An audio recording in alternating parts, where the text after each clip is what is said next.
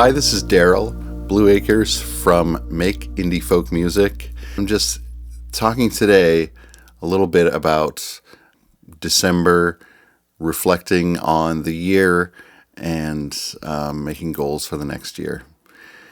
We're deep into the December holidays here, where I am, Christmas, New Year's, that whole thing, which can be a huge mix of things in terms of, busyness, playing a lot of shows, playing a lot of music that maybe you love, maybe you don't, all that kind of thing. Expensive, expectations, family stuff, all those kinds of things. For me, oftentimes December is like the most heightened anxiety time of year for me. Anyway, this year I feel like I'm making it through. It's definitely a lot better, which is fascinating. And I also know that it can be hard for a lot of you. And for musicians, it's intense. There's a lot of unique challenges and unique things. Oftentimes we are playing music right up until the holidays, and including the holidays, especially if you're in a church or something like that, like Christmas Eve and Christmas Day is like busy. I know what that's like, doing music all the time in music therapy work, having small kids, trying to make everybody's Christmas good, trying to make through yourself, and also playing music at churches and things like that. It's really, really easy to get burnt out. I'm just saying that to validate that it's an intense time, and maybe you're feeling that. And I hope that you're able to reach out and find some support and find some rest for yourself. Rest is also important. This year for me has been the biggest, most amount of growth, most amount of exciting things for me in the music business. And it's all about people. It's all about the people that I got to work with, the projects that I got to work on, and I am, just beyond grateful for that. But I may post more about this as we go, but I'm thinking about some changes in the new year, and refocusing in on some goals to take where I am now with my music business and my production work, and where I want to go this coming year. It can be a really valuable thing to take a little bit of time, reflect back on the year, reflect back on your goals. It can be scary to do that because sometimes it's scary to realize, maybe we didn't meet all of our goals or something, or maybe it feels bad. But I think I would encourage you to look back at the year and look at the positives and, take account of those first. It's similar to getting a positive comment.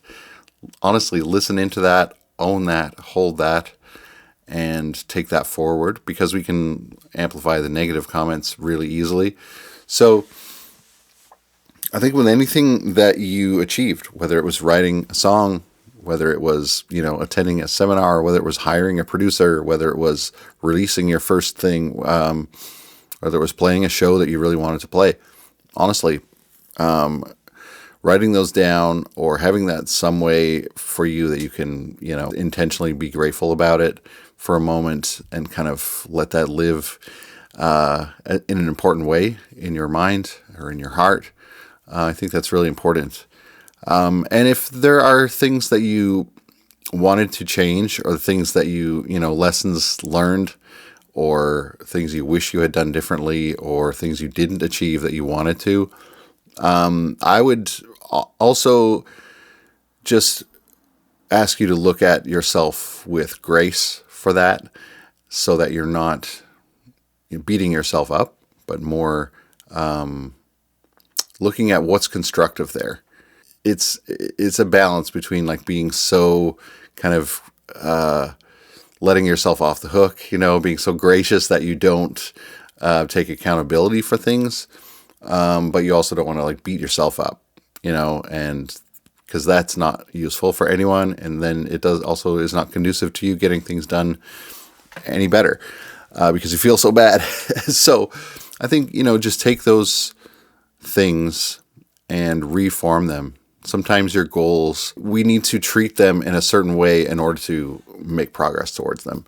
So, it needs to be measurable. It needs to be achievable. It needs to, we need to put it in a stepwise fashion, all those kind of things. And so there's all kinds of reasons why we didn't achieve certain things, but we can take those things, move forward, and look at this year. What do we want to do?